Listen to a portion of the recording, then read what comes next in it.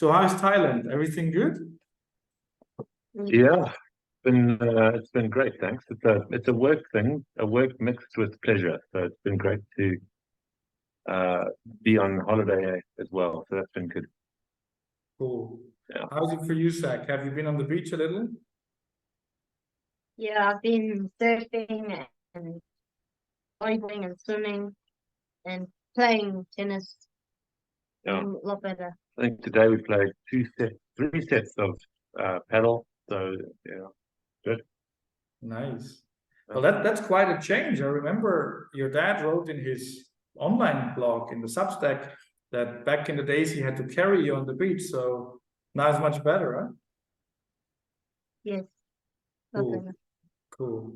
So you're one of the first teenagers that got treated so early on, and I'm quite hopeful that you're gonna get 100%, Zac. I mean, already now surfing and walking, and so when you're tired, you're still a bit more tired than normal because it's early on, I assume, right? Yes, I'm pretty tired now. All right. So we'll actually start now, and then you just go lie down. That's perfectly fine, and I'll just have a chat with your dad because I don't want to keep you too busy. So you had a long day, yeah? It's 8 o'clock where you are. 9. Oh, it's No. eight where we are, yeah.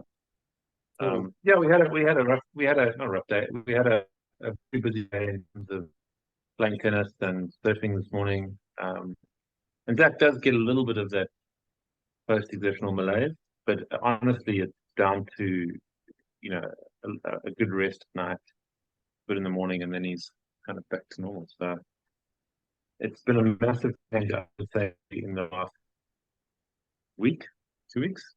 Yeah. Yeah. 2 weeks. A really big step change. I think in the beginning, you know, after the treatment, we kind of waited a little while to see what was happening.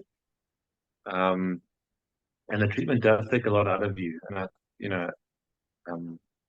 know, Zac, you're probably a little bit frustrated. A little bit frustrated with the speed of the progress. But now, I've only 2 questions for you, Zac, because other teenagers will want to know the same. Was the catheter that you got in your neck, was that very painful or was it very bad? It was at first, once they had put it in, it wasn't so the medicine was still working. But after 1 or 2 days, it wasn't really bad. It was just annoying because you had to sleep with it on and all the plasters keep on coming off. But other than that, it's not super bad. Yeah. But you're happy you did the treatment in the end? Yes. Yeah. So how was it for you, the whole thing? Like, you know, you had to come to another country, you had to go to people you didn't know us before, and your dad and your mom were like, hey, we got to do this to try to make you healthy. How was it scary? Were you nervous in the beginning? Yes, I was very nervous when they were putting the catheter, and also the trying to put the catheter in the leg. When they told me that we were gonna go, I was kind of happy and kind of not, because I thought it might be a chance that I get better, but also it will be pretty hard. So that's good. Yeah. And then how was it? Did you feel nice in the clinic? Did you feel comfortable, or was it awkward because it's a clinic? How was it for you as a teenager? Was it okay? It was in the beginning where they clean it. It's just a little bit sore when they're touching and cleaning, but once they put the tubes on the catheter, it's not so painful. You don't feel anything. Cool. No. Were the nurses nice? Were they lovely? Were they nice with you? Yes, the nurses were nice. Yes, I like the nurses. So it was not that bad being in the clinic for you. It was quite okay once you got used to it. Yeah, once I got used to it, it was fine. Yeah, I just got a little bit tired after the treatment, but then I regained a little bit of everything. Yeah, it's normal. I had the same too. So if you were in the shoes of another 13-year-old and his or her parents were the same as your parents and found this treatment, would there be anything that you would be able to tell them, like, not to be that scared because it's not that bad, or any things that made your treatment easier, like eating specific food or drinking something to make the breaks in between easier? Or is there any tips that you can give somebody who probably will go through this in your age? Yes, because I didn't have any appetite at the time, so I didn't want to eat anything. But the thing I did like most was I like fried rice, and I got lollies and sweet food stuff, and it was just that. Also, I like playing video games, so my parents let me do that when I was in the room and I was tired. So we did go out sometimes for lunch. Nice. But how's your appetite now? Is your appetite back to normal now? Are you better with food? But yeah, a lot better, but still have a little bit less appetite, a little bit. Cool. Yeah, you're also looking different than when you were here, actually. Maybe that's the surfing. Yeah. That was so cool having met you, Zac. And actually a big hello and lots of hugs and kisses from the nurses and everybody here. I think we let you relax now. You've done an amazing job, but if you're tired, I think it's better to just avoid any post-exertional malaise. Thank you so much for talking to me, Zac. It's been amazing. Thank you. Bye-bye, Zac. Perfect. Bye. Rest well. Yeah, what a sweet kid you got there. Really. Yeah, he's been super brave. And I think if other kids are going to do this, I think you have to be realistic with what they're going to go through. And I think it comes with any big treatment. I think if you have any treatment where you have to go through a procedure, obviously it helps that the kids understand and know what they're going to go through now. Yeah, so I think it's good that people get awareness around what's going to happen, but also how it can help them as well. Well, for you as a father, I mean, you've written this Substack that I read, and I really liked it. And of course, you clearly said, well, I'm not a medical person. Correct me where I'm wrong, but you're actually your work. You're in research. You're actually looking at RNA, DNA viruses, or what was the specific area that you're researching in? I have a genetics and biochemistry background, although that's not what I'm working in at the moment. But that did really help with researching and figuring out what was going on. I really felt like I wanted to understand what the virus was doing, and I know that we are still in the infant stages of understanding COVID-19, and there's research that comes out pretty much every day with new things that are happening and new understandings of how it works. So I just really wanted to understand why, my son couldn't walk and why he had no energy, and figuring out what that was all about. And in doing that, I started to go down little rabbit holes, if that makes any sense, around DNA, around cluster differentiation on cell surfaces, around different medicines that were being used, etc., to help with those things, and just understanding that led us to you and led us to the apheresis treatment, Help Apheresis as well. So if you hadn't put out a lot of things on the internet, no, I wouldn't have known about it.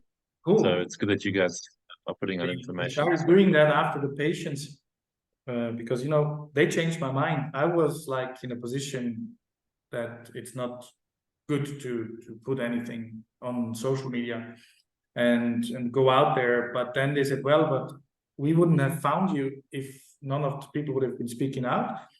And you should go into information campaigns, and so people find you. And that changed my mind because, as you know quite well, 3 months can be a long time in long COVID. So if somebody finds us earlier, takes the decision to get the treatment, it's always better if he or she gets treated in months 3, 6, 9 than in year 2 or 3, right? And that's why I changed my mind. And we're now actually doing information campaigns. And I'm quite happy with that decision because initially we didn't want to do any of that. But yeah, it's quite cool because actually Zac he's a different point now, is he? Well, he's almost back to normal. I was just saying to my wife tonight, it's so good to have my son back, surfing in the morning, playing tennis. He's a very active kid, and just loving having him almost back to himself. So it's great. Also, just back to a little bit about what you were saying in terms of getting information out there. It's very important that I think that you get more and more information out, because at the moment there's probably a lot of negative press around Help Apheresis more than there is positive. And I think it's important that people get to understand that this is probably one of the most safest treatments, I think, at the moment in terms of treating long COVID properly. And although it is quite a procedure, from what I can see, the positives outweigh the negatives. So it's important that you get that out. Yeah. Well, I think, I haven't ever blamed any journalists, because it's difficult. Not a single journalist yet has understood which machine we're using, far from what they're doing, what they're designed for, and what their official indications are. There's only a few hundred doctors worldwide, maybe less, that understand what Help Apheresis does, what it is. It's very difficult, so I can't really blame them and say it's their fault. There's just a lack of understanding. Apheresis is a small area, and Help Apheresis is a very small sub area. So this is it's just such a small area in medicine. I just don't think they have a chance of really diving deep into it. Having said that, it's been researched since 40 years, and it's been used in a lot of conditions. It's used for multiple sclerosis in Germany. It's used for smoker's leg, for dry macular degeneration, for people that have blood vessel problems, that have strokes, transplants that don't do that well, heart transplantations, etc., etc. So it's been around quite a while, but as Dr. Jäger stated, it's actually almost exclusively been used in a last resort setting, right? So only people that don't react to medication, don't react to other treatments, they will receive this treatment. And it's pretty similar with long COVID, to be honest, right? A lot of our patients, they've tried everything. They come here, they spend a fortune on treatments where they had no benefit, and then they try this as a last resort treatment. And I think, to be honest, so far there's only 2-3 treatments that are anywhere near as strong as Help Apheresis, but to be honest, I don't think there's ever going to be, in the next 2-3 years. Dr. Bücke said that in one of his videos lately. We're not going to be able to find treatments with such a strong impact on the health of somebody with long COVID or post-vac in the near future. I wish we would, because, costs and accessibility. But I think it's going to be hard, because there is very few treatments that remove microclots, inflammation, autoantibodies, cholesterol, that basically give you 20% more microcirculation, that reduce the viscosity of the blood 10%. So it's all about this extreme selective approach of precipitation, right? The heparin used and turning the plasma into an acidic environment. And that's unique to this machine. There is no other machine who does that, Yeah, and Marcus, I think that's really the same journey that we went on, except that what we did was we set out very specific timeframes. So we did a lot of time researching the different natural remedies for long COVID, and some of them really work. Some people respond really well to those. But we put Zac on those particular medications, and then looking at the research, we're saying, well, if we haven't seen a significant improvement in these 3 or 4 weeks, we need to try something else. And that's how we started to escalate until sort of the 4 to 5 month mark. We said we have to pull the trigger basically on Help Apheresis, because clearly the other things are not working.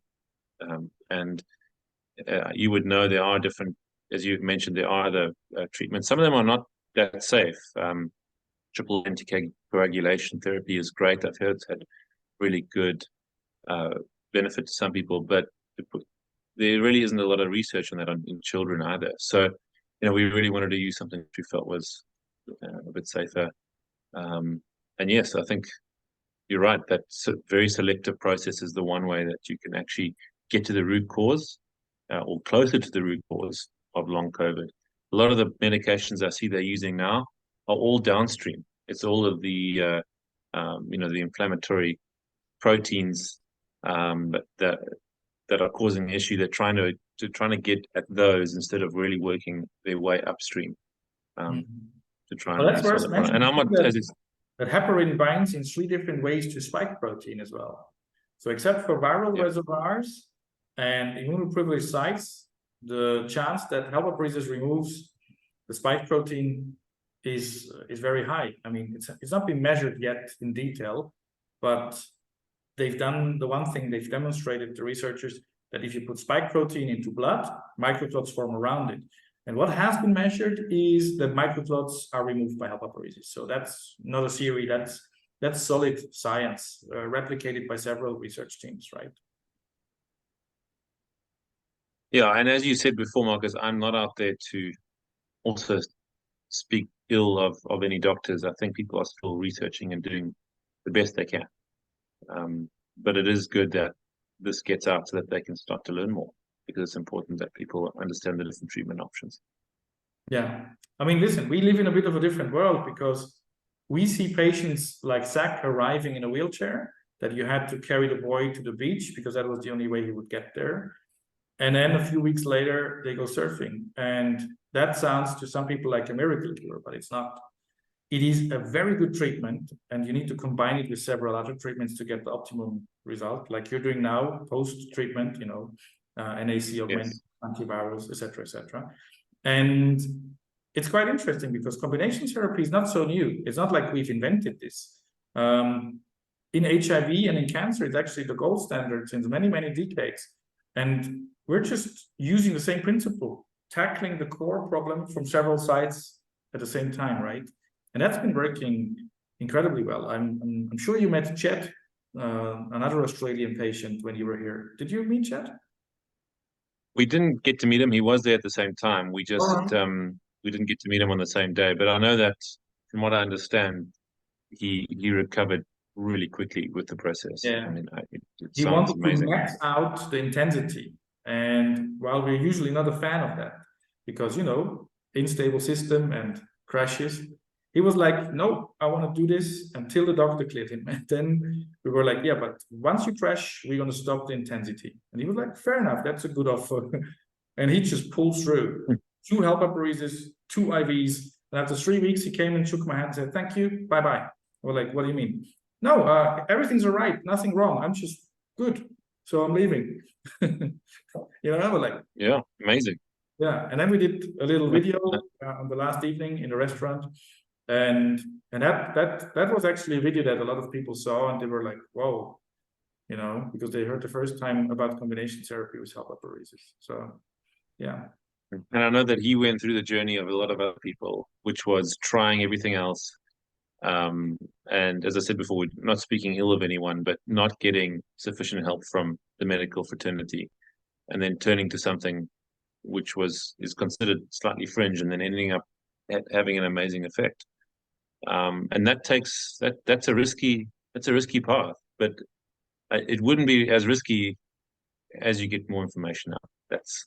I mean, if you know what I mean. Maybe last final words on that topic from me. Help Apheresis has been presented as being experimental, which it's not. It's actually treating microcirculation and blood flow issues, which literally everyone in long COVID and post-vac has.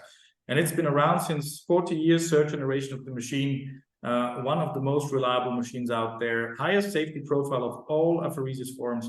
So I don't even consider it experimental. I don't even consider it off-label. And actually, not only me, that's experts saying it's neither off-label nor experimental. But as I said, and as you said, in the medical world, now there is a few trials and there's a few studies out, but they will firstly bring this to mainstream medicine when there is large random controlled trials, double-blind, etc. And I don't think that's going to happen, because I wouldn't know of any doctor who would do sham apheresis to a person that ill, because they think it's ethically wrong. So I don't think we're ever going to see those big trials, right? But I don't think that the double-blinded RCTs are the only way and neither are biomarkers. There's many ways how to clearly, by scientific methods, prove that the treatment works, and I think we'll get there. But I don't think that this is ever going to be a treatment for the masses. I hear what you're saying, and when you understand it and you've gone through it a lot, you understand that it's not experimental. But when you're talking to the people who are based in medicine who don't understand it and won't really accept it, and then also, I would say that we had friends and family who potentially had read articles and were sort of like, you can't do this. It's not the gold standard of treatment. It does take I'd say a little bit of bravery to go out there and do it, as opposed to sitting back and waiting for other things to happen. And yeah, as a word to people who may be considering this treatment, I would say if it's a confirmed long COVID case, I would definitely say it's something to consider as a treatment option, even though it's not for the masses, as you say, but it is something to consider if you really want to, if you're not getting healthy with any other means, to be sure. And just yesterday a patient came in, and he's actually from the entertainment industry, so he didn't come in during normal opening hours. And he said, well, listen, from the very beginning in sports and in the entertainment industry, they've all been following two patterns: Help Apheresis and IVIG. And that's been a thing long before any of this has been published. And he was like, to find a working treatment, just follow the people who have unlimited budgets. What are they doing? And I was like, okay, that sounds a bit too crazy for me, but I think maybe he wasn't wrong, because a lot of the football teams, a lot of the people from those industries, they've been doing exactly the same from day one, actually. So, yeah, wow. Unfortunately, medical care is not medical care. And I know it's unfair that there is such a problem with accessibility, but we got to start somewhere, I think. And that's why we're doing it, because yes, it's expensive. Yes, it has limited accessibility because we can only treat so many patients. But if we don't start, then we're not helping anyone. We're not helping the patients. We're not helping researchers. We're not helping the long COVID community. So that's why we decided not to be a research facility, but just when somebody steps over our door, we'll treat that person to the best of our knowledge, and the whole research network connected to us. So that's what we're doing, actually. But you've seen it with your own eyes. Yeah, I have. And have you noticed an uptick in people who are trying to get treatment in Cyprus, or do you feel like it's static, or is there more sort of awareness around it? We're bursting. It's gone through the roof. So when you were here, we still had like every second bed available, right? Because we wanted to keep it a bit more calm and focus more on the individual patient and everything. We're still able to do that. But we're now, actually, we need to expand in one or the other way, get more doctors or whatever, because we've been adding additional shifts, and we're fully booked for several months. So yeah, it just went through the roof lately. Yeah, well, that's great. Good to hear. Yeah. So thank you so much, Brian. I think we've literally touched everything that we could discuss. Also, how you found the treatment, why you wanted it for your son, how well it worked, and maybe one little sentence from your side for the end. If you were a parent with a child, teenager, we can treat them from 30 kilos body weight, as you know. If you were somebody at the moment with a child still that ill, which steps would you take? Would you recommend? If I had a child who had long COVID at the beginning, I don't think I would have changed much of what we did. I think I would work with the natural remedies as much as possible to see if there's any efficacy of those. But I would say, as a parent, set a deadline for where you feel like these haven't worked. We need to change. We need to do something a little bit more aggressive, and then commit to that. Because from what I understand from the papers I've read, the longer you leave this, the worse the damage gets. I read a paper which said after 6 months it appears that there's a permanent endothelial damage, and that really scared me because my son is an active and sporty kid, and I didn't want him to be disabled simply because he had a disease that we could have done something to change that. And so that's why I wanted to try absolutely everything instead of giving up. So I would say to parents, definitely I wouldn't say it's the easiest procedure. The kids do get tired, and it's a long few weeks in Europe. You're not on holiday, but it's definitely worth it in terms of your kids' health. So I would highly recommend it for those who have long COVID. That's not getting any better. Perfect. Well, thank you a lot for sharing the experience, and also thank you for letting Zac share his experience, because we have so many kids and teenagers, and now that they're going to see Zac's video with his experience, it's probably going to be a bit easier for them. Thank you so much, Ryan, and all the best to your family, your beautiful family. Thank you for this. Thanks, Marcus, for setting up the clinic. I mean, just from us, without that clinic, I don't know if Zac would be better. He wouldn't be. This isn't for the video, it's just for you more. Just to say, it's wonderful that you guys have done this. And I hope it'll change a lot of people's lives. And I hope that medical fraternity embraces it more, and maybe in 5 years' time, in hospitals all over the world, we'll be treating long COVID patients like this. COVID is not going away, and so I assume long COVID is not going away either. Fortunately not. So, I can push the red button tomorrow. Love to go back to my old job, close for good, but I'm afraid that's not going to happen. Yeah, for sure. Thank you so much, Ryan. Cool. All the best. And thanks, Marcus. Thanks for chatting. Bye-bye. Ciao, ciao. Cheers. Bye.